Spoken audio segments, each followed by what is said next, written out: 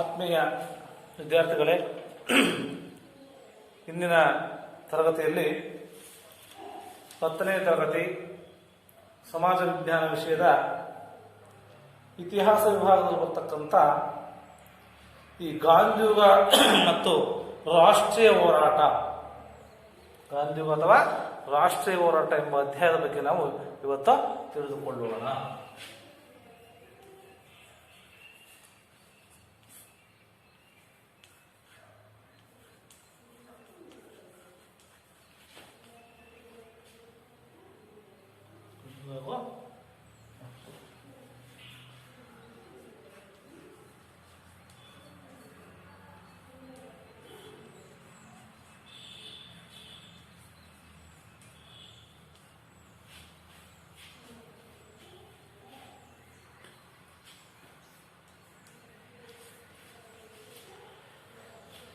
ಈ ಒಂದು ಅಧ್ಯಾಯದಲ್ಲಿ ಪ್ರಮುಖವಾಗಿ ಗಾಂಧೀಜಿಯವರ ಜೀವನ, ಗಾಂಧೀಜಿಯವರ ಆರಂಭಿಕ ಹೋರಾಟ ಮತ್ತು ಗಾಂಧೀಜಿಯವರ ಆತ್ಮ ಸ್ವತ್ವದ ಸಾಧನೆಗಳ ಬಗ್ಗೆ, ಮತ್ತೆ ಜಲಿಯನ್ ವಾಲಾಬಾಗ್ ಹತ್ಯಾಕಾಂಡದ ಬಗ್ಗೆ, ನಂತರ ಖಿಲಾಫತ್ ಚಳುವಳಿಯ ಬಗ್ಗೆ, ಅಸಹಕಾರ ಚಳುವಳಿಯ ಬಗ್ಗೆ ಇವತ್ತಿನ ತರಗತಿಯಲ್ಲಿ ನಾವು ಪ್ರಮುಖವಾಗಿ ತಿಳಿದುಕೊಳ್ಳಬೇಕಾಗಿರ್ತಕ್ಕಂಥ ಪ್ರಮುಖ ಅಂಶಗಳು. ಅದರಲ್ಲಿ ಭಾರತೀಯ ರಾಷ್ಟ್ರೀಯ ಹೋರಾಟದಲ್ಲಿ ಮಹಾತ್ಮ ಗಾಂಧಿಯವರ ಬಹುಮುಖ್ಯ ಪಾತ್ರವನ್ನು ನಾವು ವಹಿಸಿದರೆ ಅಂತೇಳಿ ನಾವೆಲ್ಲ ತಿಳಿಬೇಕಾಗುತ್ತೆ. ಯಾಕಪ್ಪ ಅಂತಂದ್ರೆ ಇವರು ರಾಷ್ಟ್ರೀಯ ಹೋರಾಟದಲ್ಲಿ ಗಾಂಧಿಯನ ಮಾದರಿ ಅಂತೇಳಿ, ಯಾವ ಮಾದರಿ? ಗಾಂಧಿ ಮಾದರಿಯನ್ನು ಅನುಸರಿಸಿದ್ರು. ಯಾವುದರಲ್ಲಿ? ರಾಷ್ಟ್ರೀಯ ಹೋರಾಟದಲ್ಲಿ. ಅಥವಾ ಗಾಂಧಿಯನ್ ವಿಧಾನವನ್ನ ರೂಪಿಸ್ತಾರೆ. ರೂಪಿಸಿ 1920ರಿಂದ 1947ರ ಅವಧಿಯಲ್ಲಿ ಗಾಂಧಿ ವಿಚಾರಗಳು, ಅವರ ಹೋರಾಟದ ಸೈದ್ಧಾಂತಿಕ ತಳಹದಿಯನ್ನ ರೂಪಿಸಿದ ಕಾರಣ ಅವರ ಹೋರಾಟದ ಮಾದರಿ ಭಾರತೀಯ ರಾಷ್ಟ್ರೀಯ ಹೋರಾಟದ ದಿಕ್ಕನ್ನ ಗಣನೀಯವಾಗಿ ಮಾಡತಕ್ಕಂಥ ರೂಪಿಸಿದ್ದರಿಂದ ಈ ಅವಧಿಯನ್ನ ಗಾಂಧಿಯುಗ ಅಂತ ಕರಿತೀವಿ. ಅದನ್ನ 1920ರಿಂದ 1947ರ ಅವಧಿಯನ್ನ ಗಾಂಧಿಯುಗ ಅಂತ ಕರಿತೀವಿ. ಯಾಕಪ್ಪ ಅಂದ್ರೆ ಅವರ ಆದರ್ಶಗಳು, ವಿಚಾರಗಳು ಈ ಒಂದು ಹೋರಾಟಕ್ಕೆ ಸೈದ್ಧಾಂತಿಕವಾಗಿ ಮಾದರಿ ಹೋರಾಟ, ರಾಷ್ಟ್ರೀಯ ಹೋರಾಟ ದಿಕ್ಕನ್ನ ಬದಲಾಯಿಸಿದ್ದನ್ನ ನಾವು ಗಾಂಧಿಯುಗ ಅಂತೇಳಿ ಕರಿತೇವೆ. ಒಂದು ಅವರ ಆರಂಭಿಕ ಜೀವನ ಮತ್ತು ಬೆಳವಣಿಗೆ.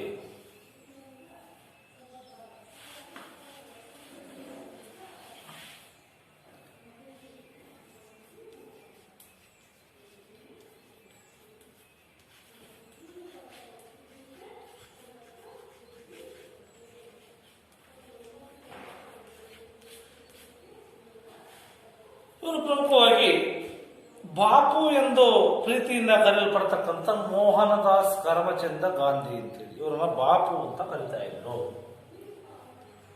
ಏನ್ ಕರಿತಾ ಇದ್ರು?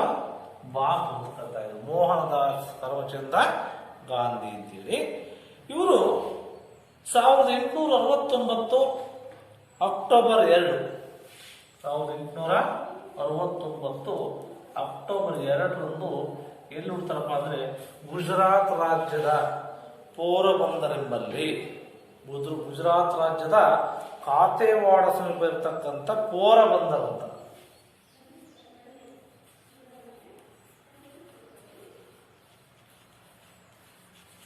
ಹುಟ್ಟಿದ ಸ್ಥಳ 1869 ಅಕ್ಟೋಬರ್ 2.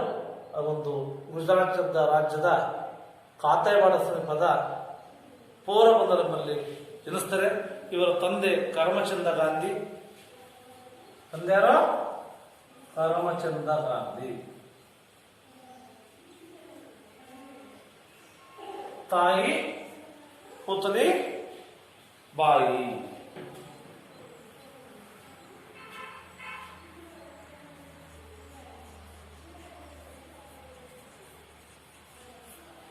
ಪುತಲಿಬಾಯಿ ಅವರ ಮಗನಾಗಿ ಇವರ ತಂದೆ ಕರಮಚಂದ ಗಾಂಧಿಯವರು ರಾಜ್ಕೋಟ್ನಲ್ಲಿರ್ತಕ್ಕಂಥ ಸಂಸ್ಥಾನದ ದಿವಾನರಾಗಿದ್ರು. ರಾಜ್ಕೋಟ್ ಸಂಸ್ಥಾನದ ದಿವಾನರಾಗಿದ್ರು. ಮತ್ತು ತಾಯಿ ಪುತಲಿಬಾಯಿಯವರು ಇವರು ಗಾಂಧೀಜಿಯವರ ಮೇಲೆ ದಟ್ಟವಾಗಿರ್ತಕ್ಕಂಥ ನೈತಿಕ ಪ್ರಭಾವವನ್ನು ಬೀರ್ತಾರೆ.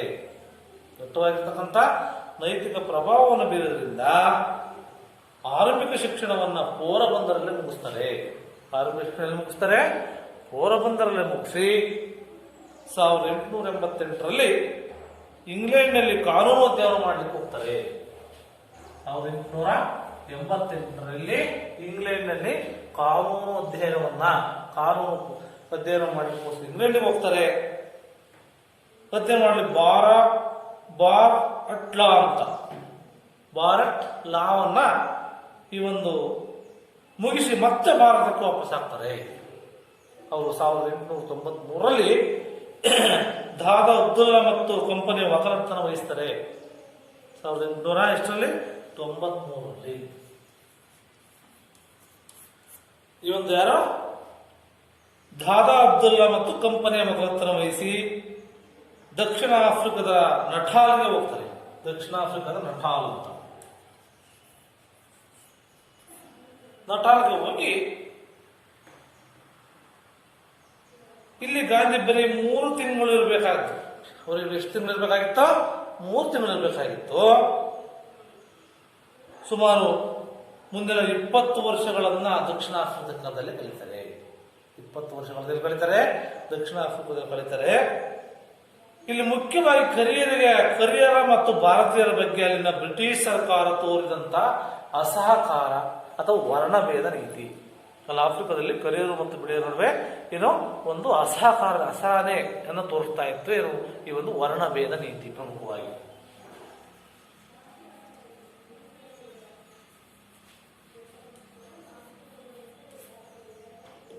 ಇದು ಜನಾಂಗೀಯ ತಾರತಮ್ಯ ನೀತಿಯನ್ನು ವಿರೋಧಿಸ್ತಾರೆ. ಜನಾಂಗೀಯ ತಾರತಮ್ಯ ನೀತಿ ಎಲ್ಲಿತ್ತೋ ಆಫ್ರಿಕಾದಲ್ಲಿತ್ತು. ಈ ಒಂದು ಜನಾಂಗೀಯ ತಾರತಮ್ಯ ನೀತಿಯನ್ನು ವಿರೋಧಿಸಿ ಈ ಒಂದು ಹೋರಾಟದ ಮೂಲಕ ಗಾಂಧೀಜಿಯವರು ಸತ್ಯಾಗ್ರಹ ಅಂತಕ್ಕಂಥ ಒಂದು ಹೊಸ ಸಾಮಾಜಿಕ ಆವಿಷ್ಕಾರವನ್ನ, ಅದರ ನೀತಿಯನ್ನು ರೂಪಿಸ್ತಾರೆ, ನಿರೂಪಣೆಯನ್ನು ಸೃಷ್ಟಿಸ್ತಾರೆ. ಯಾರು? ಸತ್ಯಾಗ್ರಹ.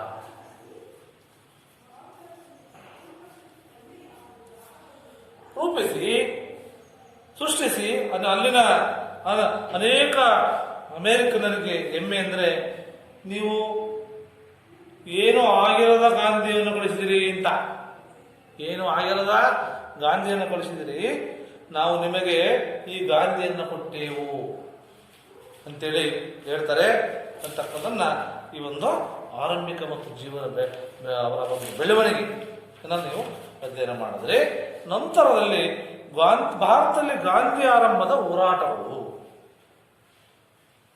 ವಿದ್ಯಾರ್ಥಿಗಳೇ, ಅವರೆಲ್ಲಿ ಮಹಾತ್ಮ ಗಾಂಧಿ ಏನಾದ್ರು ಬಾಪು ಕರಿತಾ ಇದ್ರು? ಅವರೆಲ್ಲಿ ಹುಟ್ಟಿದ್ರು? ಅವ್ರ ತಂದೆ ಯಾರು? ಅವ್ರು ಎಲ್ಲಿ ವಿದ್ಯಾಭ್ಯಾಸವನ್ನು ಮಾಡಿದ್ರು? ಎಷ್ಟು ವರ್ಷಗಳ ಆಫ್ರಿಕಾದಲ್ಲಿದ್ದರು ಅಂತಕ್ಕಂಥನ್ನೆಲ್ಲ ತಿಳಿದುಕೊಂಡ್ರಿ. ಈ ನಂತರದಲ್ಲಿ ಈಗ ಈ ಒಂದು ಭಾರತದಲ್ಲಿ ಗಾಂಧಿ ಆರಂಭದ ಹೋರಾಟಗಳು.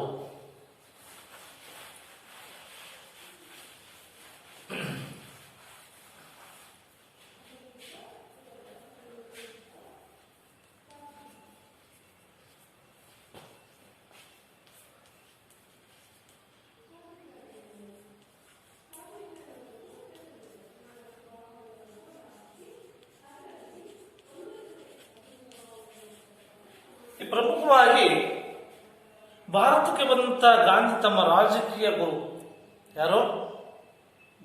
ಗೋಖಲೆ. ರಾಜಕೀಯ ಗುರು ಯಾರು? ಗೋಖಲೆ.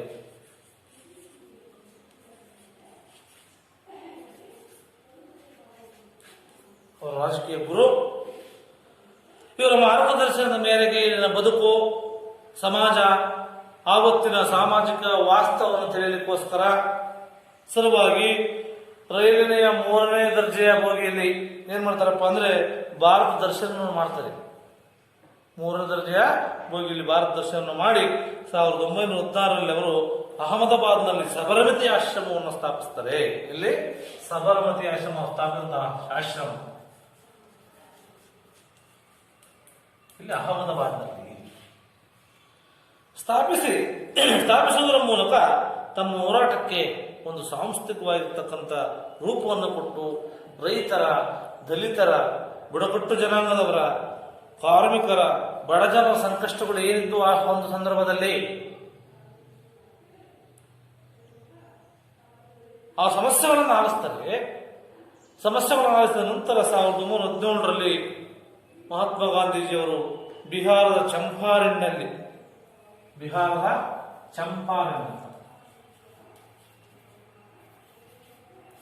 ಎಷ್ಟರಲ್ಲಿ 1917ರಲ್ಲಿ ಏನ್ ಮಾಡ್ತಾರಪ್ಪ ಅಂತಂದ್ರೆ, ಅವರು ಈ ನೀಲಿ ಬೆಳೆಯಿಂದ ಸಂತೃಪ್ತರಾದ ರೈತರ ಪರವಾಗಿ, ನೀಲಿ ಬೆಳೆಯಿಂದ ಅಲ್ಲಿ ರೈತರು ಸಂತೃಪ್ತರಾಗಿದ್ರು, ಅವರ ಪರವಾಗಿ ಏನ್ ಮಾಡ್ತಾರಪ್ಪ ಅಂತಂದ್ರೆ ಇವರು ಒಂದು ಚಂಪಾರಣ್ ಚಳವಳಿಯನ್ನ ಆರಂಭಿಸ್ತಾರೆ. ಫಸ್ಟ್ ಆರಂಭಿಸಿದಂತ ಚಳವಳಿ ಯಾವುದು ಮಹಾತ್ಮ ಗಾಂಧೀಜಿ ಅವರದು ಅಂತಂದ್ರೆ ಚಂಪಾರಣ್ ಚಳವಳಿ, ಬಿಹಾರದಲ್ಲಿ ಅವರು ಆರಂಭಿಸಿದ್ರು.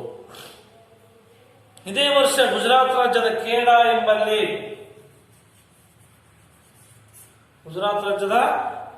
ಎಂಬಲ್ಲಿ ನಿರಂತರ ರೈತರ ಮೇಲಿನ ತೆರಿಗೆ ಸಂಬಂಧಿತ ಹೋರಾಟ ಕೂಡ ಯಶಸ್ವಿಯಾಯಿತು. ರೈತರ ಮೇಲೆ ಜಾಸ್ತಿ ತೆರಿಗೆ ವಿಧಿಸ್ತಾ ಇದ್ರು. ಆ ತೆರಿಗೆ ವಿರುದ್ಧವಾಗಿ ಏನ್ ಮಾಡ್ತಾರೆ, ಹೋರಾಟ ಮಾಡ್ತಾರೆ. ಅದು ಸಹ ಯಶಸ್ವಿಯಾಗುತ್ತೆ. ಈ ಎಲ್ಲಾ ಹೋರಾಟಗಳಲ್ಲಿ ಗಾಂಧಿಯವರದೇನಪ್ಪ ಅಂತಂದ್ರೆ ಸತ್ಯ, ಅಹಿಂಸೆ, ಸತ್ಯಾಗ್ರಹದ ಮೂಲಕ ಸತ್ಯ ಹೇಳಬೇಕು, ಅಹಿಂಸೆಯನ್ನು ಮಾಡಂಗಿಲ್ಲ. ನಂತರ ಸತ್ಯಾಗ್ರಹದ ಮಾರ್ಗದರ್ಶನ ಪರಿಚಯವನ್ನು ಪ್ರಯೋಗಿಸುವುದರ ಮೂಲಕ, ಇದರ ಜೊತೆಗೆ ಭಾರತೀಯ ಸಾಮಾನ್ಯರ ಜೊತೆ ಕೆಲವು ಸಂವಾದಗಳನ್ನು ನಡೆಸ್ತಕ್ಕಂಥದ್ದನ್ನ ಪ್ರಾರಂಭಿಸುವುದರ ಮೂಲಕ ಸ್ವತಂತ್ರ ಹೋರಾಟದ ಸ್ವರೂಪವನ್ನ ಜನಮುಖಿಯಾಗಿ ಬದಲಿಸ್ತಕ್ಕಂಥ ಪ್ರಕ್ರಿಯೆಗೆ ಚಾಲನೆ ನೀಡಿದವರು ಯಾರಪ್ಪ ಅಂತಂದ್ರೆ ಮಹಾತ್ಮ ಗಾಂಧೀಜಿ ಅವರು ಅಂತ ನೀವೆಲ್ಲ ತಿಳಿಯಬೇಕಾಗುತ್ತೆ ವಿದ್ಯಾರ್ಥಿಗಳೇ. ಮಹಾತ್ಮ ಗಾಂಧೀಜಿಯವರ ಪ್ರವೇಶದಿಂದ ಈ ಸ್ವಾತಂತ್ರ್ಯ ಚಳವಳಿ ಏನಾಗುತ್ತಪ್ಪ ಅಂದ್ರೆ ಹೊಸ ಆಯಾಮವನ್ನು ಪಡೆಯುತ್ತೆ. ನಂತರ ಈ ಒಂದು ಗಾಂಧೀಜಿಯು ತಮ್ಮ ಹೋರಾಟದಲ್ಲಿ ಪರೋಕ್ಷ ಪ್ರತಿರೋಧ, ಅಹಿಂಸೆ ಮತ್ತು ಸತ್ಯಾಗ್ರಹದ ಹೋರಾಟಗಳನ್ನ ಪ್ರಮುಖವಾದ ತಂತ್ರಗಳನ್ನಾಗಿ ಬಳಸ್ತಾರೆ. ಈ ಒಂದು ಸಿದ್ಧಾಂತಗಳನ್ನು ಅವರು ಹರಿಜನ್ ಮತ್ತು ಯಂಗ್ ಅಂತ ಇಂಡಿಯಾ, ಹರಿಜನ್ ಮತ್ತು ಅವರ ಪತ್ರಿಕೆಗಳು,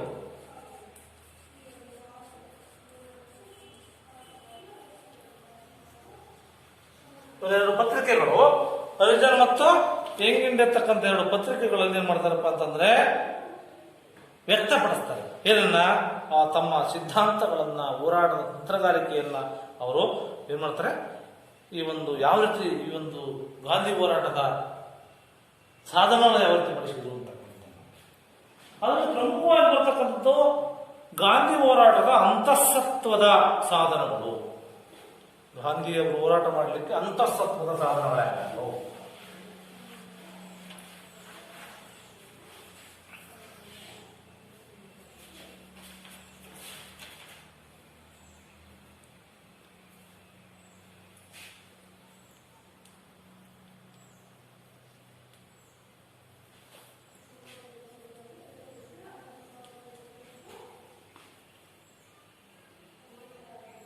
ಸಾಧನ.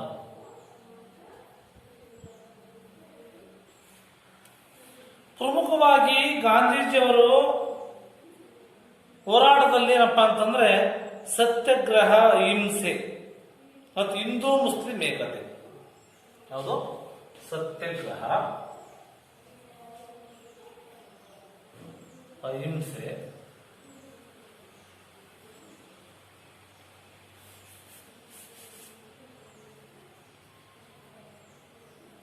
ಮತ್ತೆ ಹಿಂದೂ ಮತ್ತು ಮುಸ್ಲಿಂ ಏಕತೆ.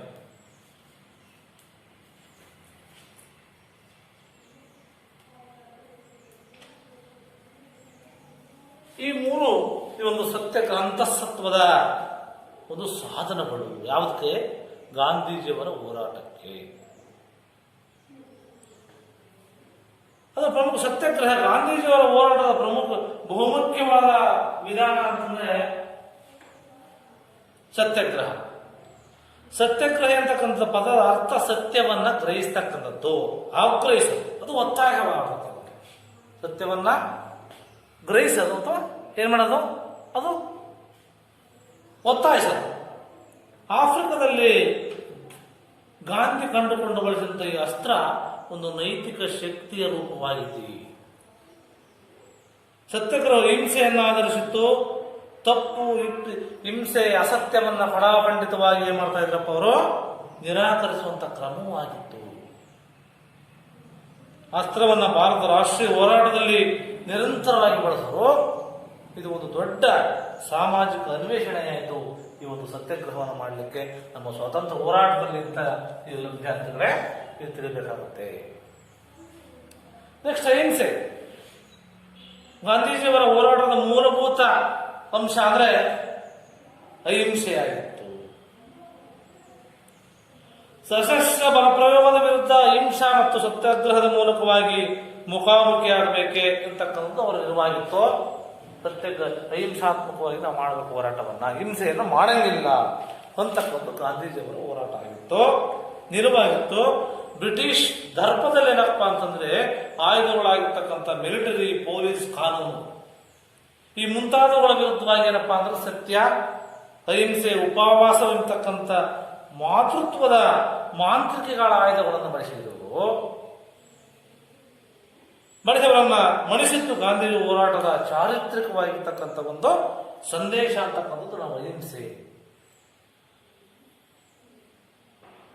ಹಿಂದೂ ಮುಸ್ಲಿಂ ಏಕತೆ ಇನ್ನೊಂದು ಸಾಧನ ಅಂದ್ರೆ ಹಿಂದೂ ಮುಸ್ಲಿಂ ಏಕತೆ. ಭಾರತೀಯ ಸ್ವತಂತ್ರ ಹೋರಾಟದ ಸಂದರ್ಭದಲ್ಲಿ ಹಿಂದೂ ಮುಸ್ಲಿಂ ಏಕತೆಯನ್ನು ಅತ್ಯಂತ ಪ್ರಬಲವಾಗಿ ಪ್ರತಿಪಾದಿಸತಕ್ಕಂಥ ವ್ಯಕ್ತಿ ಅಂದ್ರೆ ಮಹಾತ್ಮ ಗಾಂಧೀಜಿಯವರು ಅಂತ ಹೇಳ್ಬೇಕಾಗತ್ತೆ. ಈ ಸಮುದಾಯಗಳ ನಡುವೆ ಏಕತೆ ಇಲ್ದಿದ್ರೂ ಭಾರತ ಸ್ವತಂತ್ರ ಸಾಧಿಸಬೇಕು, ನಮ್ಮಲ್ಲಿ ಏಕತೆ ಇಲ್ಲ ಆದರೂ ಸ್ವತಂತ್ರವನ್ನು ಸಾಧಿಸಬೇಕು ಅಂತೇಳಿ ಭವಿಷ್ಯದಲ್ಲಿ ಒಂದು ರಾಷ್ಟ್ರವಾಗಿ ಬೆಳಿಬೇಕು. ಮತ್ತೆ ಭವಿಷ್ಯದಲ್ಲಿ ರಾಷ್ಟ್ರವಾಗಿ ಮಾಡುವುದು ಕಷ್ಟ ಅಂತ ಅವರ ನಂಬಿಕೆಯಾಗಿತ್ತು. ಹಿಂದೂ ಮುಸ್ಲಿಮರು ಭಾರತ ಮಾತೆ ಎರಡು ಕಣ್ಣುಗಳು ಹೋದರು. ಹಿಂದೂ ಮುಸ್ಲಿಮರು ಭಾರತ ಮಾತೆ ಎರಡು ಕಣ್ಣುಗಳಪ್ಪ ಅಂದ್ರೆ ಹಿಂದೂ ಮತ್ತು ಮುಸ್ಲಿಮರು. ಹಾಗಾಗಿ ಈ ಹಿನ್ನೆಲೆಯಲ್ಲಿ 1919 ಸಂದರ್ಭದಲ್ಲಿ ಖಿಲಾಫತ್ ಚಳವಳಿಗೆ 1919ರಲ್ಲಿ ಈ ಒಂದು ಖಿಲಾಫತ್ ಚಳವಳಿಗೆ ಕಾಂಗ್ರೆಸ್ ಸಂಘಟನೆಯಿಂದ ಬಹಳಷ್ಟು ಬೆಂಬಲ ವ್ಯಕ್ತ ಆಗುತ್ತೆ. ಅದರಲ್ಲಿ ಖಿಲಾಫತ್ ಚಳವಳಿ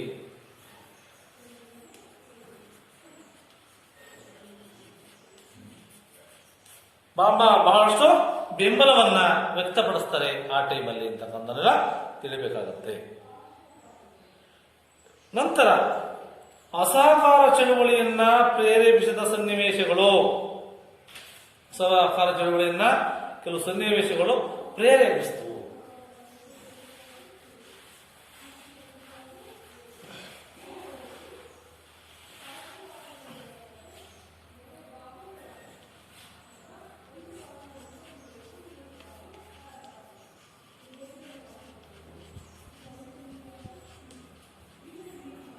ಪ್ರೇರೇಪಿಸಿದ ಅಂಶಗಳು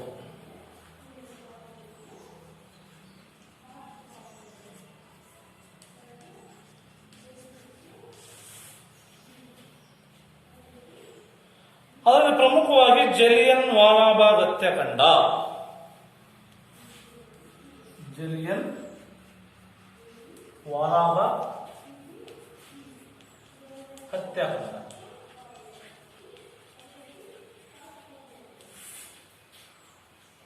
ಹತ್ಯಾಕಾಂಡ.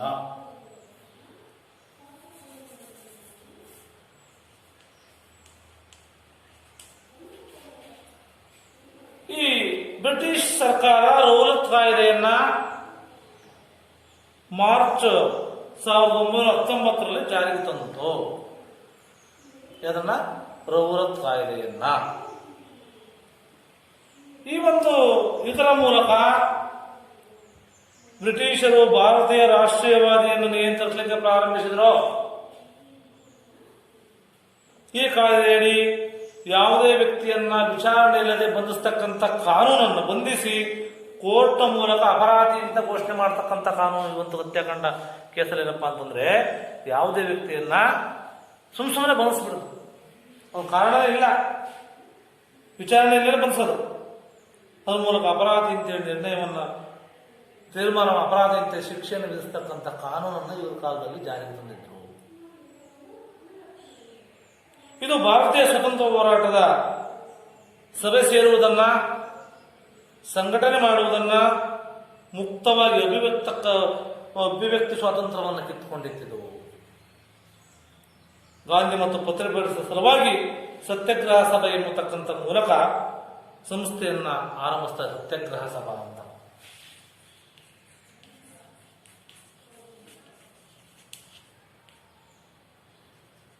ಸಭೆಯನ್ನ ಸೇರಿದು ಆರಂಭಿಸಿ ಬೃಹತ್ ಮೆರವಣಿಗೆ, ಬಹಿಷ್ಕಾರ ಮುಂತಾದವುಗಳ ರಾಜಕೀಯ ಕಾರ್ಯವಿಧಾನಗಳ ಮೂಲಕವಾಗಿ ಇವರು ಏನು ಮಾಡ್ತಾರಪ್ಪ ಅಂದ್ರೆ ಈ ಒಂದು ಹೋರಾಟವನ್ನ, ಈ ಒಂದು ಸನ್ನಿವೇಶಗಳ ಅಸಹಕಾರ ಚಳುವಳಿಯಲ್ಲಿ ಆಗ್ತವೆ ಅಂತಕ್ಕಂಥ ನೀವು ಗಮನದಲ್ಲಿ ಇಟ್ಕೊಳ್ಬೇಕಾಗುತ್ತೆ ವಿದ್ಯಾರ್ಥಿಗಳೇ.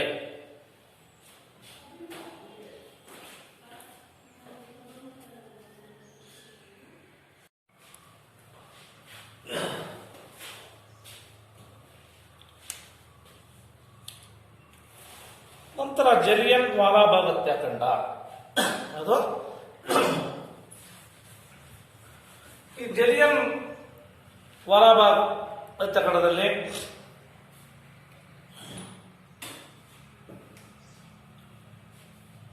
ಈ ಬ್ರಿಟಿಷ್ ಸರ್ಕಾರ ರೌಲತ್ ಕಾಯ್ದೆಯ ಅನುಷ್ಠಾನ ವಿರುದ್ಧ ಕೆಲವು ಪ್ರತಿಭಟನೆಗಳಾಗ್ತವೆ, ನಿರತರಾಗ್ತಾರೆ. ಅದರಲ್ಲಿ ಗಾಂಧಿ 1919 ಏಪ್ರಿಲ್ 6 1919 ಏಪ್ರಿಲ್ 6 ಏನ್ ಮಾಡ್ತಾರಪ್ಪ ಅಂತಂದ್ರೆ ಈ ಒಂದು ಬೃಹತ್ ಹರತಾಳಕ್ಕೆ ಕರೆಯನ್ನು ಕೊಡ್ತಾರೆ. ಪಂಜಾಬ್ನಲ್ಲಿ ಡಾಕ್ಟರ್ ಬಕರುದ್ದೀನ್ ಹಾಗೂ ಡಾಕ್ಟರ್ ಸತ್ಯಪಾಲ ಮುಂತಾದವರನ್ನ ಇಲ್ಲಿ ಬಂಧಿಸಲಾಗುತ್ತೆ ಈ ಒಂದು ಹೋರಾಟದ ವಿರುದ್ಧವಾಗಿ. ಇದನ್ನು ವಿರೋಧಿಸಲಿಕ್ಕೆ 1919 ಏಪ್ರಿಲ್ 13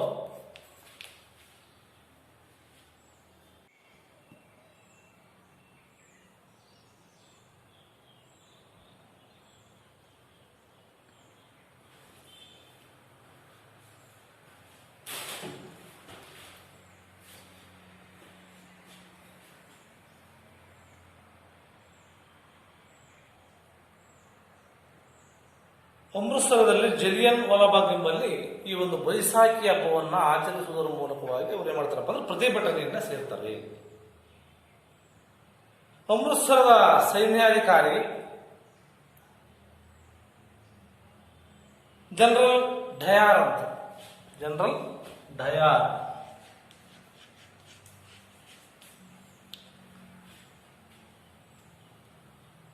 ಇವರು ಏನ್ ಮಾಡ್ತಾರಪ್ಪ ಅಂತಂದ್ರೆ ನೆರೆದ ಜನರ ಮೇಲೆ 10 ನಿಮಿಷಗಳ ಕಾಲ ಹವ್ಯಕ ಗುಂಡಿನ ದಾಳಿಯನ್ನು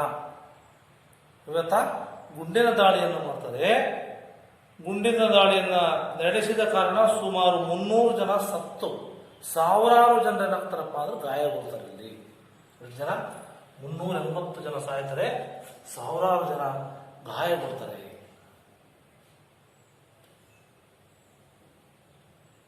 ಈ ಘಟನೆ ಗಾಂಧೀಜಿಯವನ್ನ ಸೇರಿದಂತೆ ಅನೇಕ ಭಾರತೀಯರು ಶೋಕ ತಪ್ತರನ್ನಾಗಿ ಮಾಡುತ್ತೆ ಈ ಒಂದು ಘಟನೆ.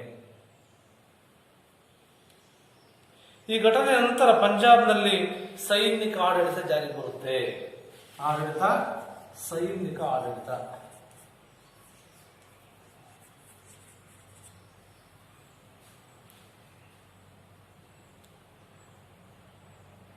ಈ ಹತ್ಯಾಕಾಂಡವನ್ನು ವಿರೋಧಿಸಿ ರವೀಂದ್ರನಾಥ ಟ್ಯಾಗೋರ್ ಅವರು ನೈಟ್ಹುಡ್ ಪದವಿಯನ್ನ, ರವೀಂದ್ರನಾಥ್ ಟ್ಯಾಗೋರ್ ಅವರಿಗೆ ಬ್ರಿಟಿಷ್ ಕಾಲದಲ್ಲಿ ನೈಟ್ಹುಡ್ ಅಂತ ಪದವಿ ಕೊಟ್ಟಿದ್ರು. ಯಾರು?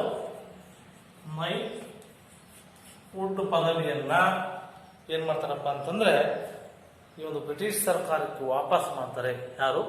ಈ ಒಂದು ರವೀಂದ್ರನಾಥ ಟ್ಯಾಗೋರ್ ಅವರು ಆ ಮುಗ್ಧ ಭಾರತೀಯ ಹೋರಾಟಗಾರರನ್ನು ಹತ್ಯೆಗೈದ ಜನರಲ್ ಡಯಾರ್ನನ್ನ ಭಾರತ ಕ್ರಾಂತಿಕಾರಿ ಉದಯ್ ಸಿಂಗ್ ಅಂತ, ಭಾರತ ಕ್ರಾಂತಿಕಾರಿ ಯಾರು ಉದಯ್ ಸಿಂಗ್ ಅಂತಕ್ಕಂಥವನ್ನ ಹತ್ಯೆ ಮಾಡ್ತಾನೆ. ಯಾರನ್ನ? ಜನರಲ್ ಡಯಾರ್ನನ್ನ. ಈ ರೀತಿಯಾಗಿ ಒಂದು ಜಲಿಯನ್ ವಾಲಾಬಾಗ್ ಹತ್ಯಾಕಾಂಡ ನಡೆಯುತ್ತೆ.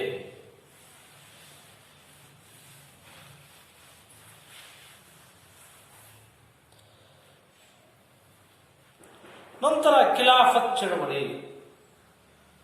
ನಂತರ ಯಾವುದು? ಖಿಲಾಫತ್ ಚಳವಳಿ.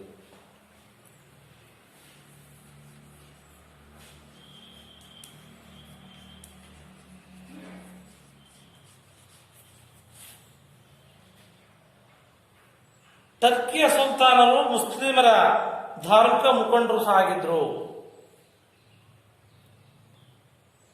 ಅವರನ್ನ ಖಲೀಫರು ಅಂತ ಕರಿತಾ ಇದ್ರು. ಟರ್ಕಿಯ ಸುಲ್ತಾನರನ್ನ ಏನು ಕರೆದು? ಖಲೀಫರು ಅಂತ ಕರಿತಾ ಇದ್ರು.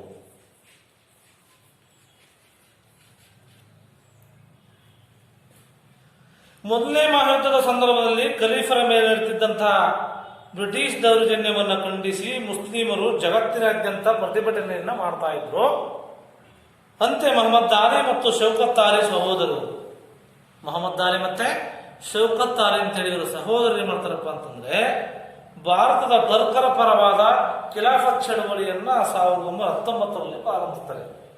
1919ರಲ್ಲಿ ಸ್ಥಾಪನೆ ಆಯಿತು. ಒಂದು ಖಿಲಾಫತ್ ಚಳವಳಿಯನ್ನ ಪ್ರಾರಂಭಿಸಿ ಹಿಂದೂ ಮುಸ್ಲಿಮರು ಒಗ್ಗಟ್ಟಾಗಿ ಬ್ರಿಟಿಷರ ವಿರುದ್ಧ ಬಂದಿದ್ರೆ ಮಾತ್ರ ಬ್ರಿಟಿಷರ ಹಿಮ್ಮೆಟ್ತಾರೆ. ಇಬ್ರು ಹಿಂದೂ ಮುಸ್ಲಿಮರು ಇಬ್ರು ಏನ್ ಮಾಡಬೇಕು? ಅವ್ರ ವಿರುದ್ಧ ಬಂದಿದ್ರೆ ಮಾತ್ರ ಅವರು ಒಮ್ಮೆಟ್ಟತಕ್ಕಂಥ ಸಾಧ್ಯ ಇದೆ ಅಂತಕ್ಕಂಥದ್ದನ್ನ ಗಾಂಧೀಜಿಯವರ ನಂಬಿಕೆಯಾಗಿತ್ತು. ಈ ಹಿನ್ನೆಲೆಯಲ್ಲಿ ಮುಸ್ಲಿಮರ ಸಹಭಾಗಿತ್ವ ಭಾರತೀಯ ರಾಷ್ಟ್ರೀಯ ಕಾಂಗ್ರೆಸ್ನ ಬಹಳ ಮುಖ್ಯ ಎಂದು ಗಾಂಧೀಜಿಯವರು ಭಾವಿಸಿದ್ರು. ಈ ಪರಿಣಾಮವಾಗಿ ಗಾಂಧೀಜಿ ಖಿಲಾಫತ್ ಚಳವಳಿಗೆ ತಮ್ಮ ಬೆಂಬಲವನ್ನ ನೀಡ್ತಾರೆ.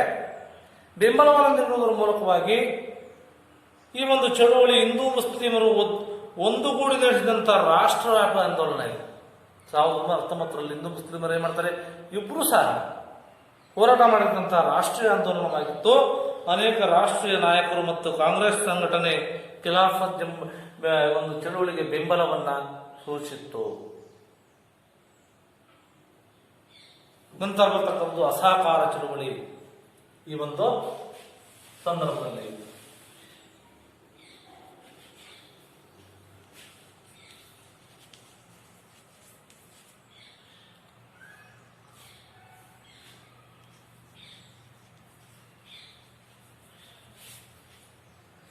ಈ 1920 ಸೆಪ್ಟೆಂಬರ್ 20ರಂದು ಭಾರತೀಯ ರಾಷ್ಟ್ರೀಯ ಕಾಂಗ್ರೆಸ್ ಕಲ್ಕತ್ತಾದಲ್ಲಿ ಒಂದು ವಿಶೇಷ ಅಧಿವೇಶನದಲ್ಲಿ ಅಸಹಕಾರ ಚಳವಳಿಯನ್ನು ಆರಂಭಿಸಲಿಕ್ಕೆ ಒಂದು ಗೊತ್ತುವಳಿಯನ್ನು ಅನುಮೋದಿಸುತ್ತೆ. 1920 ಸೆಪ್ಟೆಂಬರ್ 4 ಕಲ್ಕತ್ತಾದಲ್ಲಿ ಗೊತ್ತುವಳಿ ಅನುಮೋದಿ ಅಹಿಂಸೆಯ ಮೂಲಕ ಸ್ವರಾಜ್ಯಗಳಿಗೆ ಬ್ರಿಟಿಷರ ನಿರ್ಧಾರ ಆಡಳಿತ ವಿಕೃತ ಸ್ವರೂಪವನ್ನು ಜನರಿಗೆ ಪರಿಚಯಿಸಬೇಕು ಹಾಗೂ ಮುಖ್ಯವಾಗಿ ಜಲಿಯನ್ ವಾಲಾಬಾಗ್ ಹತ್ಯಾಕಾಂಡದಂಥ ಘಟನೆಗಳು ಭವಿಷ್ಯದಲ್ಲಿ ಯಾವತ್ತಿಗೂ ನಡೆಯಬಾರದು ಎಂತಕ್ಕಂಥದ್ದು ಅವರ ವಿರೋಧವಾಗಿತ್ತು. ಬ್ರಿಟಿಷ್ ಆಡಳಿತವನ್ನು ಸಂಪೂರ್ಣವಾಗಿ ವಿರೋಧಿಸ್ತಕ್ಕಂಥ ಪ್ರಮುಖ ಗುರಿಯಾಗಿತ್ತು. ಅದರೊಂದಿಗೆ ರೌಲತ್ ಕಾಯ್ದೆ ಬ್ರಿಟಿಷ್ ಸರ್ಕಾರ ಹಿಂತೆಗೆದುಕೊಳ್ಳಬೇಕು ಮತ್ತು ಹೊಸ ರಾಜಕೀಯ ಸುಧಾರಣೆಗಳನ್ನು ಜಾರಿಗೊಳಿಸಬೇಕು ಅಂತೇಳಿ ತೀರ್ಮಾನವನ್ನು ಮಾಡಿ ಸ್ವರಾಜ್ಯವನ್ನು ಭಾರತಕ್ಕೆ ನೀಡಬೇಕು ಅಂತ ಬೇಡಿಕೆಯಾಗಿತ್ತು. ಆ ಒಂದು ಅಸಹಕಾರ ಚಳುವಳಿಯ ಒಂದು ಪ್ರಮುಖ ಕಾರ್ಯಕ್ರಮಗಳು ಏನಾಗಿದ್ವು? ಹಾಗಾದರೆ ಅಸಹಕಾರ ಚಳುವಳಿಯಲ್ಲಿ ಯಾವ್ಯಾವ ಕಾರ್ಯಕ್ರಮವನ್ನು ಮಾಡ್ತಾ ಇದ್ರು ಅಂದ್ರೆ, ಪ್ರಮುಖವಾಗಿ ಒಂದು ಶಾಲಾ ಕಾಲೇಜುಗಳು ಮತ್ತು ನ್ಯಾಯಾಲಯಗಳನ್ನು ಬಹಿಷ್ಕಾರ ಮಾಡಬೇಕು.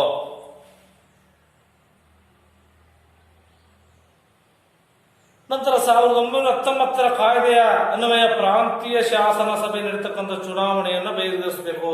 ಯಾವಾಗ? 1919ರಲ್ಲಿ ಪ್ರಾಂತೀಯ ಶಾಸನ ಸಭೆ.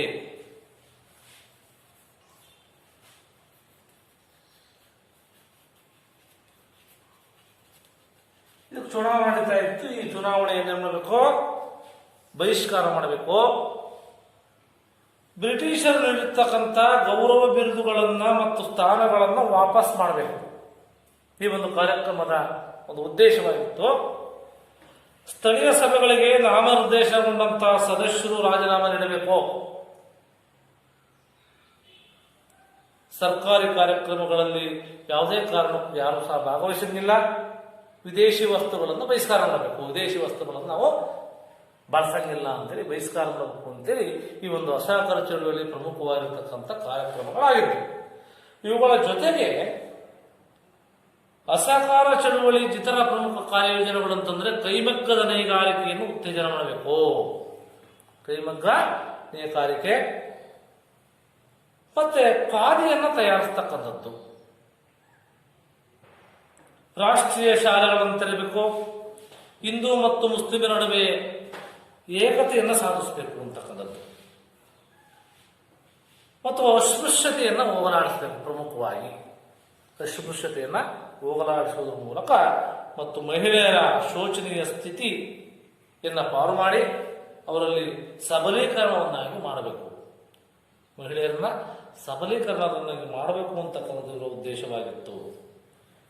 ಹಾಗಾದ್ರೆ ಅಸಹಕಾರ ಚಳವಳಿಯಲ್ಲಿ ಆ ಸಂದರ್ಭದಲ್ಲಿ ಆದಂತಹ ಪ್ರಮುಖ ಬೆಳವಣಿಗೆಗಳು ಏನೇನು ಬೆಳವಣಿಗೆ ಆದವು ಅಲ್ಲಿ ಅಂತಂದ್ರೆ, ಈ ದೇಶಬಂಧು ಚಿತ್ತರಂಜನ ದಾಸ್, ಮೋತಿಲಾಲ್ ನೆಹರು, ರಾಜೇಂದ್ರ ಪ್ರಸಾದ್ ಮೊದಲಾದ ಈ ಹಿರಿಯ ವಕೀಲರು ತಮ್ಮ ವೃತ್ತಿಯನ್ನು ಬಿಡ್ತಾರಂತೆ. ಗೊತ್ತಾಯ್ತಾ? ಹಿರಿಯ ವಕೀಲರಾಗಿರ್ತಕ್ಕಂಥ ಮೋತಿಲಾಲ್ ನೆಹರು, ರಾಜೇಂದ್ರ ಪ್ರಸಾದ್, ಚಿತ್ತರಂಜನ ದಾಸರವರು ತಮ್ಮ ವಕೀಲ ವೃತ್ತಿಯನ್ನು ಸಹ ಬಿಡ್ತಾರೆ. ವಿದ್ಯಾರ್ಥಿಗಳು ಶಾಲಾ ಕಾಲೇಜನ್ನು ತೊರೆಯುತ್ತಾರೆ. ಸಂದರ್ಭದಲ್ಲಿ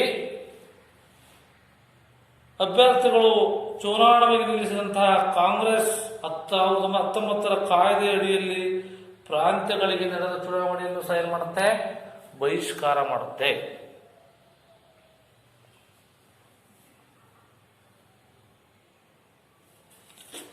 ಕಾಶಿ ವಿದ್ಯಾಪೀಠ, ಗುಜರಾತ್ ವಿದ್ಯಾಪೀಠ, ಬಿಹಾರ ವಿದ್ಯಾಪೀಠ, ಜಾಮಿಯಾ ಮಿಲಿನಾ, ಇಸ್ಲಾಮಿಯ ರಾಷ್ಟ್ರೀಯ ವಿದ್ಯಾಲಯಗಳನ್ನ ಈ ಒಂದು ಸಂದರ್ಭದಲ್ಲಿ ಸ್ಥಾಪನೆ ಮಾಡಲಾಗುತ್ತೆ.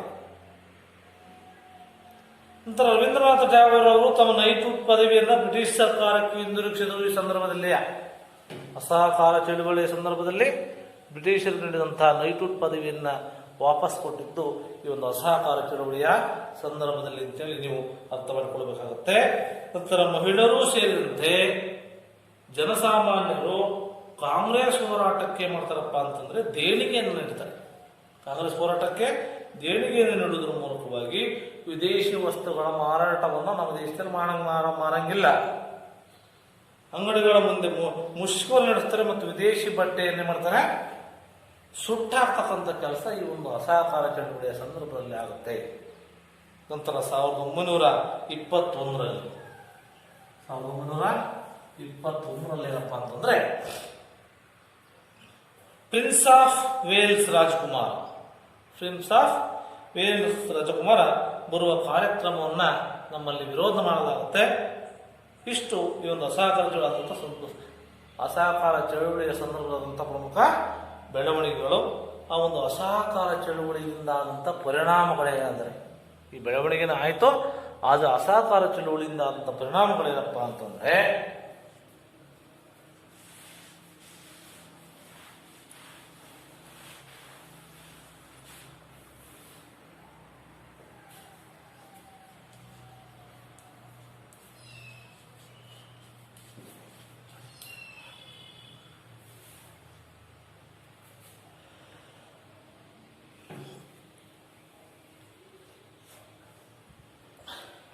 ಈ ಒಂದು ಚಳುವಳಿಯ ಪ್ರಮುಖ ಉದ್ದೇಶ ಕೈಗೂಡದಿದ್ದರೂ ಸಹ ಕೆಲವು ಪರಿಣಾಮಗಳನ್ನು ಸೃಷ್ಟಿಸುತ್ತೆ. ಈ ಒಂದು ಅಸಹಕಾರ ಚಳುವಳಿಯಿಂದ ಪ್ರಮುಖವಾಗಿ ರಾಷ್ಟ್ರೀಯ ಹೋರಾಟ ಜನರ ಹೋರಾಟವಾಗಿ ರೂಪಾಂತರ ಆಗುತ್ತೆ. ನಂತರ ಕಾಂಗ್ರೆಸ್ ಪ್ರಣೀತ ಚಳವಳಿ ಕ್ರಾಂತಿಕಾರಿ ಆಯಾಮಗಳನ್ನು ಪಡೆಯುತ್ತೆ. ಎಂದು ಹಿಂದೂ ಮುಸ್ಲಿಂ ಭಾತೃತ್ವವನ್ನು ತಾತ್ಕಾಲಿಕವಾಗಿಯೂ ಆದರೂ ಸೃಷ್ಟಿ ಮಾಡಬೇಕು,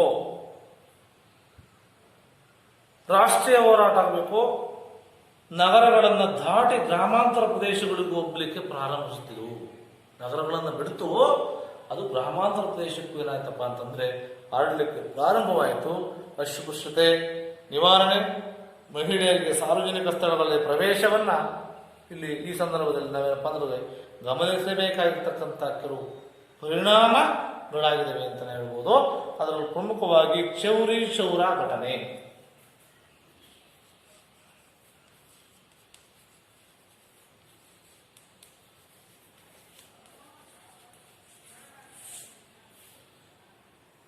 ಫೆಬ್ರವರಿ 5, 1922.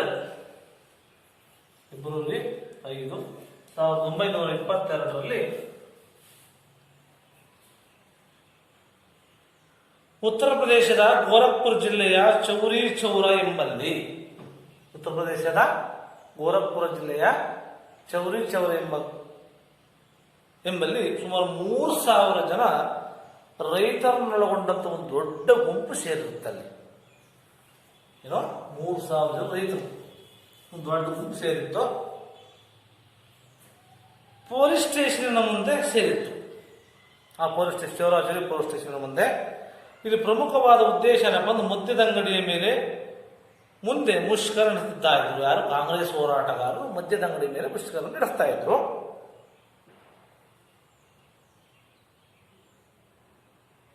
ಅವನು ತಡೆಸಿದಂತ ಪೊಲೀಸ್ ಅಧಿಕಾರಿ ವಿರುದ್ಧ ಪ್ರತಿರೋಧವನ್ನೇ ವ್ಯಕ್ತಪಡಿಸ್ತಾರೆ. ಅವರು ಏನು ಹೋರಾಟ ಮಾಡ್ತಾ ಇದ್ರು ಆ ಸಂದರ್ಭದಲ್ಲಿ ಪೊಲೀಸರ ವಿರುದ್ಧ ಪ್ರತಿಭಟನೆಯನ್ನ ಮಾಡ್ತಾನೆ, ಪ್ರತಿರೋಧಿಸ್ತಾನೆ ಈ ಪೊಲೀಸ್ ಅಧಿಕಾರಿ. ಇದೇನಪ್ಪ ಅಂದ್ರೆ ಇದನ್ನ ಸಹಿಸಿದ ಪೊಲೀಸರು ಅಲ್ಲಿ ನಿಲ್ಲದಂತ ಜನರ ಮೇಲೆ ಏನ್ ಮಾಡ್ತಾರಪ್ಪ ಅಂತಂದ್ರೆ ಗುಂಡನ್ನ ಹಾರಿಸ್ತಾರೆ. ಗುಂಡನ್ನ ಹಾರಿಸಲಿಕ್ಕೆ ಪ್ರಾರಂಭಿಸಿದ್ರು. ಜನರನ್ನೇನ್ ಮಾಡ್ತಪ್ಪ ಅಂದ್ರೆ ಇದು ಕೆರಳಿಸ್ಬಿಡ್ತು. ಹೆಂಗ್ ಕೆರಳಿಸ್ತು? ಅವರು ಪೊಲೀಸ್ ಸ್ಟೇಷನ್ಗೆ ಬೆಂಕಿ ಇಟ್ಬಿಡ್ತಾರೆ. ಪೊಲೀಸ್ ಸ್ಟೇಷನ್ಗೆ ಬೆಂಕಿ ಇಡ್ತಾರೆ. ಇದರಿಂದ ಒಳಗಡೆ ಇದ್ದಂತ 22 ಜನ ಪೊಲೀಸರು ಸಜೀವವಾಗಿ ಈ ಒಂದು ಚೌರಾಚೌರಿ ಘಟನೆಯಲ್ಲಿ ಸಾಕ್ತೋಗ್ತಾರೆ. ಯಾರು? ಮರಣವನ್ನು ಹೊಂದ್ತಾರೆ. 22 ಜನ ಪೊಲೀಸರು ಸಜೀವವಾಗಿ ಚೌರಾಚೌರಿ ಎಂಬಲ್ಲಿ ಏನಾಗ್ತಾರೆ? ಮರಣ ಹೊಂದಕ್ಕದನ್ನು ನಾವು ಕಾಣ್ತೇವೆ.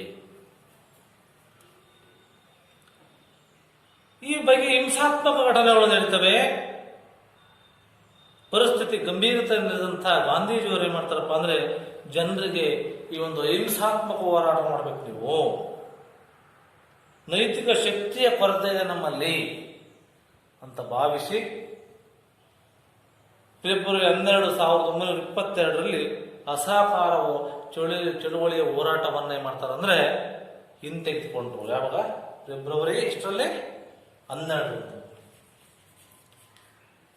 1922ರಲ್ಲಿ ಆ ಹೋರಾಟವನ್ನ ಬ್ಯಾಡಿದ್ರು. ಇದು ಬಹಳ ಹಿಂಸಾತ್ಮಕವಾಗುತ್ತೆ ಅಂತ ಹೇಳಿಕೊಂಡು ಅವಾಗ ಗಾಂಧೀಜಿಯವರು ಜನರನ್ನ ಪ್ರಚೋದನೆಯನ್ನ ಮಾಡ್ತಾ ಇದ್ದಾರೆ. ಯಾವ ವಾಪಸ್ ತಗೊಂಡ್ರು ಗಾಂಧೀಜಿಯವರು ಜನರನ್ನ ಮಾಡ್ತಾರೆ, ಪ್ರಚೋದನೆಯನ್ನು ಮಾಡ್ತಾ ಇದ್ದಾರೆ ಅಂತ ತೀರ್ಮಾನ ಮಾಡಿ ಈ ಆರೋಪವನ್ನು ಮಾಡಿ ಮಾರ್ಚ್ 10, 1922ರಲ್ಲಿ ಮಾರ್ಚ್ 10, 1922ರಲ್ಲಿ 6 ವರ್ಷಗಳ ಕಾಲ ಕಾರಾಗೃಹವಾಸಕ್ಕೆ ಬ್ರಿಟಿಷರು ಈ ಒಂದು ಕಳಿಸ್ತಾರೆ. ಆದರೆ ಅವರು ಅನಾರೋಗ್ಯ ಕಾರಣದಿಂದ 2 ವರ್ಷಗಳ ನಂತರ ಜೈಲಿನಿಂದ ಬಿಡುಗಡೆ ಮಾಡಲಾಗುತ್ತೆ. ಗಾಂಧೀಜಿಯವರ ಈ ತೀರ್ಮಾನದಿಂದ ರಾಜಕೀಯಕ್ಕೆ ಏನಪ್ಪ ಅಂದ್ರೆ ಶೂನ್ಯತೆ ಸೃಷ್ಟಿಯಾಗುತ್ತೆ. ನಂತರ ಸ್ವರಾಜ್ ಪಕ್ಷ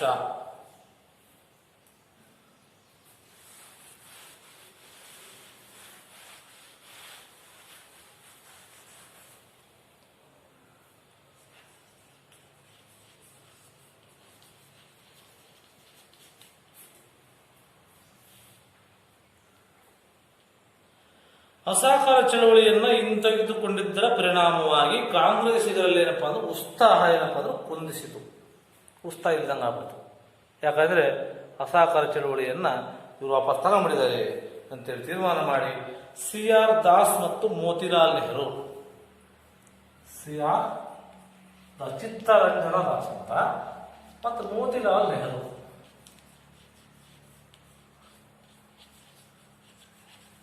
ಏನ್ ಮಾಡ್ತಾರಪ್ಪ ಅಂತಂದ್ರೆ, ಶಾಸನ ಸಭೆಯನ್ನ ಬಹಿಷ್ಕರಿಸುವುದನ್ನು ಕೊನೆಗೊಳಿಸಿ ಅವುಗಳಿಗೆ ಪ್ರವೇಶ ಮಾಡಬೇಕೆಂದು ವಾದಿಸ್ತಾರೆ.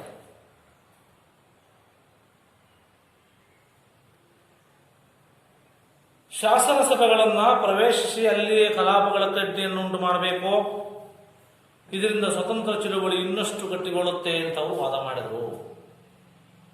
ಸೆಪ್ಟೆಂಬರ್ 1923ರಲ್ಲಿ ಒಂದು ಚಿತ್ತರಂಜನ ದಾಸ್, ಮೋತಿಲಾಲ್ ನೆಹರು ಏನ್ ಸ್ವರಾಜ್ ಎಂಬ ಪಕ್ಷವನ್ನು ಸ್ಥಾಪನೆ ಮಾಡ್ತಾರೆ. 1900ರಲ್ಲಿ ಸ್ವರಾಜ್ ಅಂತ ಪಕ್ಷವನ್ನು ಇವರಿಬ್ರು ಏನ್ ಮಾಡ್ತಾರೆ, ಸ್ಥಾಪನೆ ಮಾಡ್ತಾರೆ. ಅದೇ ವರ್ಷ ಅಬ್ದುಲ್ ಕಲಾಂ ಆಜಾದ್ ಅವರ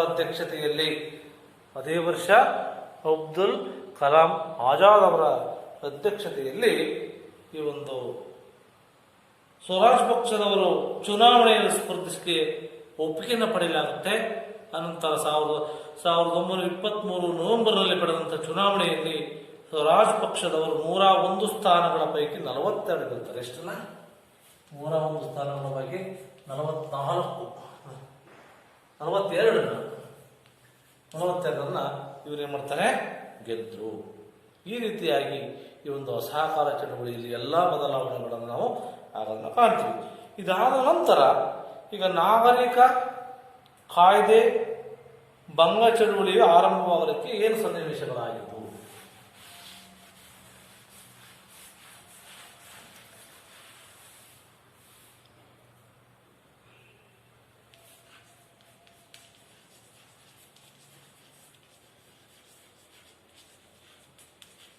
ಭಂಗ ಚಳುವಳಿ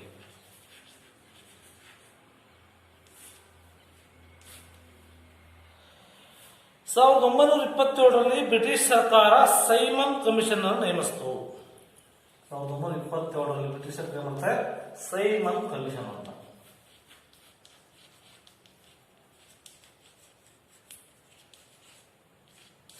ನೇಮಿಸುತ್ತೆ. 1919ರಲ್ಲಿ ಜಾರಿಗೊಂಡಂತಹ ಭಾರತ ಸರ್ಕಾರದ ಕಾಯ್ದೆ ಅನುಷ್ಠಾನ, ಅದರ ಪರಿಣಾಮಗಳನ್ನು ವಿಮರ್ಶೆ ಮಾಡತಕ್ಕಂಥ ಸಲುವಾಗಿ ಫೆಬ್ರವರಿ 3, 1928ರಲ್ಲಿ ಸೈಮನ್ ಕಮಿಷನ್ನ ಭಾರತಕ್ಕೆ ಬಂದಾಗ ಸೈಮನ್ ಏನ್ ಮಾಡುತ್ತಪ್ಪ ಅಂದ್ರೆ ಗೋ ಬ್ಯಾಕ್ ಅಂತ ಎಂಬ ಘೋಷಣೆಯೊಂದಿಗೆ ವ್ಯಾಪಕ ವಿರೋಧವನ್ನ ವ್ಯಕ್ತಪಡಿಸಿ ಮುಂಬೈ, ಲಾಹೋರ್, ಮದ್ರಾಸ್ ಮುಂತಾದ ಕಡೆ ಒಂದು ಬಂದನ್ನು ಆಚರಣೆ ಮಾಡ್ತಾರೆ. ಲಾಹೋರ್ನಲ್ಲಿ ನಡೆದಂಥ ಹೋರಾಟದ ಸಂದರ್ಭದಲ್ಲಿ ಲಾಲಾ ಲಜಪತ್ ರಾಯ್ ಮೇಲೆ ಲಾಠಿ ಚಾರ್ಜ್ ಅನ್ನು ಮಾಡಿದ ಕಾರಣ ಅವರು ಮರಣವಂತರೆ. ಇದರಿಂದ ಭಾರತದಲ್ಲಿ ರಾಷ್ಟ್ರೀಯ ಹೋರಾಟ ಇನ್ನೂ ತೀವ್ರವಾಗುತ್ತೆ. ಬ್ರಿಟಿಷ್ ಸರ್ಕಾರ ಭಾರತೀಯರಿಗೆ ಪರೋಕ್ಷವಾಗಿರ್ತಕ್ಕಂಥ ಸವಾಲನ್ನು ಎಸೆದರೆ ಎಲ್ಲಾ ಪಕ್ಷಗಳಿಗೆ, ರಾಜಕೀಯ ಪಕ್ಷ ಮತ್ತು ಸಮುದಾಯಗಳಿಗೆ ಒಪ್ಪಿತವಾಗತಕ್ಕಂಥ ಸಂವಿಧಾನವೊಂದನ್ನು ರೂಪಿಸಬೇಕು, ಈ ವಿಷಯಕ್ಕೆ ಸಂಬಂಧಿಸಿದಂತೆ ಒಂದು ವರದಿಯನ್ನು ಸಿದ್ಧಪಡಿಸಬೇಕು ಅಂತೇಳಿ ತೀರ್ಮಾನ ಮಾಡಿ ಸಲುವಾಗಿ 1928ರಲ್ಲಿ ಮೋತಿಲಾಲ್ ನೆಹರುರ ಅಧ್ಯಕ್ಷತೆಯಲ್ಲಿ 1928ರಲ್ಲಿ ಮೋತಿಲಾಲ್ ಅವರ ನಡುವೆ ಅಧ್ಯಕ್ಷತೆಯಲ್ಲಿ ಸಮಿತಿಯೊಂದನ್ನು ರಚಿಸಿ ನೆಹರು ವರದಿ ಸಿದ್ಧಗೊಳಿಸು. ಗಾಂಧಿ ಕೂಡ ನೆಹರು ಸಮಿತಿಯನ್ನು ಶ್ಲಾಘನೆ ಮಾಡ್ತಾರೆ. ನೆಹರು ವರದಿಯು ಭಾರತಕ್ಕೆ ಡೊಮಿನಿಯನ್ ಸ್ಟೇಟಸ್ ಜೊತೆಗೆ ಫೆಡರಲ್ ರಾಜ್ಯ ವ್ಯವಸ್ಥೆ, ಅಲ್ಪಸಂಖ್ಯಾತರಿಗಿದ್ದಂಥ ಪ್ರತ್ಯೇಕ ಚುನಾವಣಾ ಮತಗಟ್ಟ ಕೇಂದ್ರಗಳನ್ನು ಕೊನೆ, ಬ್ರಿಟಿಷ್ ಪ್ರಾಂತ್ಯವಾರು ಭಾಷಾವಾರು ಪ್ರಾಂತ್ಯಗಳಾಗಿ ವಿಂಗಡಣೆ, ಭಾರತೀಯ ಮೂಲಭೂತ ಹಕ್ಕುಗಳನ್ನು ನೀಡಬೇಕು, ಭಾರತಕ್ಕೆ ಜನತಾಂತ್ರಿಕ ಪ್ರಜಾಪ್ರಭುತ್ವ ತರತಕ್ಕಂಥ ಮುಂತಾದವುಗಳು ಈ ಒಂದು ಅಂಶದ ಪ್ರಮುಖವಾಗಿರ್ತಕ್ಕಂಥ ಆಗಿತ್ತು. ಶಿಫಾರಸು ಮಾಡಿತು. ನಂತರ ಬ್ರಿಟಿಷ್ ಲೇಬರ್ ಪಕ್ಷದ ಪ್ರಧಾನಿ ರಾಮ್ಸೆ ಮ್ಯಾಕ್ ಡೊನಾಲ್ಡ್ ಅಂತ ವೈಸ್ರಾಯ್ ಲಾರ್ಡ್ ಇರ್ವಿನ್ ಅವರ ಜೊತೆ ಮಾತುಕತೆ ನಡೆಸಿ ಭಾರತಕ್ಕೆ ಡೊನಾಮಿಯನ್ ಸ್ಟೇಟಸ್ ಅನ್ನ ಪರಿಶೀಲನೆ ಮಾಡೋದಾಗಿ ಏನ್ ಮಾಡ್ತಾರಪ್ಪ ಇವರು ಘೋಷಣೆಯನ್ನ ಮಾಡ್ತಾರೆ. ನಂತರ ಅದರ ಮುಖ್ಯ ಬೆಳವಣಿಗೆ ಅಂದ್ರೆ 1929ರಲ್ಲಿ ಲಾಹೋರ್ ಕಾಂಗ್ರೆಸ್ ಅಧಿವೇಶನದ ಮೂಲಕ ಈ ಸಮ್ಮೇಳನ ಭಾರತೀಯ ರಾಷ್ಟ್ರೀಯ ಹೋರಾಟಕ್ಕೆ ಮತ್ತಷ್ಟು ತೀವ್ರತೆಯನ್ನು ತಂದುಕೊಡ್ತು. ಜವಾಹರ್ಲಾಲ್ ನೆಹರು ನಡುವೆ ನಡೆದ ಅಧ್ಯಕ್ಷತೆಯಲ್ಲಿ ನಡೆದ ಅಧಿವೇಶನದಲ್ಲಿ ಕಾಂಗ್ರೆಸ್ ಮತ್ತು ರಾಷ್ಟ್ರೀಯ ಹೋರಾಟದ ಪರಮ ಗುರಿಯಾದಂಥ ಪೂರ್ಣ ಸ್ವರಾಜ್ಯನ್ನ ಅಂಗೀಕರಿಸ್ತಾರೆ. 1930 ಜನವರಿ 26 ಸ್ವತಂತ್ರ ದಿನ ಅಂತ ಅವಾಗ ಪೂರ್ಣ ಸ್ವರಾಜ್ಯ ಸಿಕ್ಕಿದ ಮೇಲೆ 1930 ಜನವರಿ 26 ಈ ಒಂದು ಸ್ವತಂತ್ರ ದಿನ ಅಂತ ಘೋಷಣೆ ಮಾಡ್ತಾರೆ. ಈ ಅಧಿವೇಶನ ಬ್ರಿಟಿಷರ ವಿರುದ್ಧ ಹಮ್ಮಿಕೊಳ್ಳಲಾಗಿದ್ದಂಥ ಕಾನೂನುಭಂಗ ಚಳವಳಿಗೆ ಪೂರ್ಣ ಜವಾಬ್ದಾರಿಯನ್ನು ಗಾಂಧೀಜಿಯವರಿಗೆ ವಹಿಸಿ ಚಾರಿತ್ರಿಕ ದಿನ ಮಹತ್ವ ಎತ್ತಿ ಹಿಡಿದು ಭಾರತ ಸ್ವತಂತ್ರ ಸಂವಿಧಾನವನ್ನು ಈ ಒಂದು 1926 ಜನವರಿ 26 1950ರಲ್ಲಿ ಅಂಗೀಕರಿಸಿತ್ತು. ಯಾರು? ಜನವರಿ 26 1950ರಲ್ಲಿ ನಮ್ಮ ಭಾರತ ಒಂದು ಸಂವಿಧಾನವನ್ನು ಅಂಗೀಕರಿಸ್ತಕ್ಕಂಥ ಕೆಲಸ ಅವತ್ತು ಈ ರೀತಿಯಾಗಿ ವಿದ್ಯಾರ್ಥಿಗಳಿವರೆಗೂ ಈ ಒಂದು ಗಾಂಧಿಯುಗ ಮತ್ತು ಹೋರಾಟ ಸಂಬಂಧಪಟ್ಟಂತೆ ಈ ಒಂದು ಗಾಂಧೀಜಿಯವರ ಆರಂಭಿಕ ಜೀವನ ಮತ್ತು ಬೆಳವಣಿಗೆ, ಭಾರತದಲ್ಲಿ ಗಾಂಧಿ ಹೋರಾಟದ ಆರಂಭದ ಹೋರಾಟಗಳು, ಅವು ಗಾಂಧಿ ಹೋರಾಟದ ಅಂತಸತ್ವದ ಸಾಧನಗಳು, ಅಸಹಕಾರ ಚಳವಳಿಯನ್ನು ಪ್ರೇರೇಪಿಸಿದಂಥ ಪ್ರಮುಖ ಅಂಶಗಳಲ್ಲಿ ಜಲಿಯನ್ ವಾಲಾಬಾಗ್ ಹತ್ಯಾಕಾಂಡ, ಖಿಲಾಫತ್ ಚಳವಳಿ, ಅಸಹಕಾರ ಚಳವಳಿಯಲ್ಲಾದಂಥ ಒಂದು ಪ್ರಮುಖ ಘಟನೆಗಳೇನು, ಆ ಒಂದು ಕಾರ್ಯಕ್ರಮಗಳು, ಅದರ ಪ್ರಮುಖ ಬೆಳವಣಿಗೆಗಳು, ಅದರಿಂದಾದಂಥ ಪರಿಣಾಮಗಳು, ಮತ್ತು ಚೌರಾಚೌರಿ ಘಟನೆ, ಮತ್ತು ಸ್ವರಾಜ್ಯ ಪಕ್ಷ, ಮತ್ತು ನಾಗರಿಕ ಕಾಯ್ದೆ ಭಂಗ ಆರಂಭವಾಗಲಿಕ್ಕೆ ಕಾರಣವಾಗಿರ್ತಕ್ಕಂಥ ಸನ್ನಿವೇಶಗಳ ಬಗ್ಗೆ ಇದುವರೆಗೆ ನೀವೆಲ್ಲ ತಿಳಿದುಕೊಂಡಿದ್ದೀರಿ. ಎಲ್ಲರಿಗೂ ಸಹ ತುಂಬ ಧನ್ಯವಾದಗಳು.